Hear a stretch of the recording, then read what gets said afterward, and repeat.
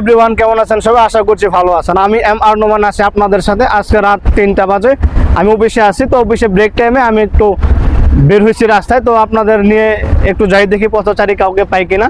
আসো তো। হ্যাঁ, এখানে এক ভাই আছে, এদিকে আসো, সামনে আসো। কি অবস্থা ভাই, ভালো আছেন? আলহামদুলিল্লাহ। এত রাতে আপনি এখানে কি করেন? এই মন খারাপ তো, তাই একটু দাঁড়ায় আছি। ও, তো আমি আপনাকে একটা ধাঁধা ধরি, আপনি কি পারবেন? চেষ্টা করবো, জি বলুন। আচ্ছা বলি তাহলে।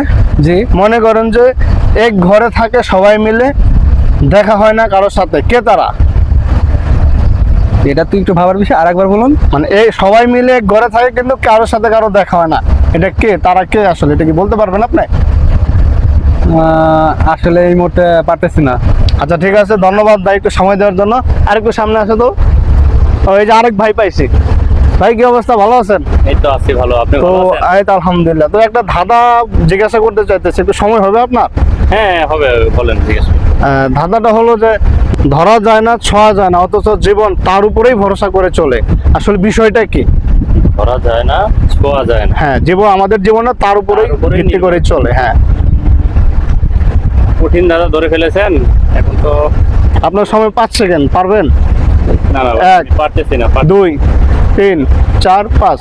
আমি তো পারতেছি না ভাই, দেখতে পারি কিন্তু। ঠিক আছে বন্ধুরা, আমার 2টা লোক পাইলাম, আমি কেউ আমার ধাঁধার উত্তর দিতে পারলো না। আপনারা যদি কেউ ধাঁধার উত্তরগুলো জানেন অবশ্যই আমাকে কমেন্ট বক্সে জানাবেন। আল্লাহ হাফেজ।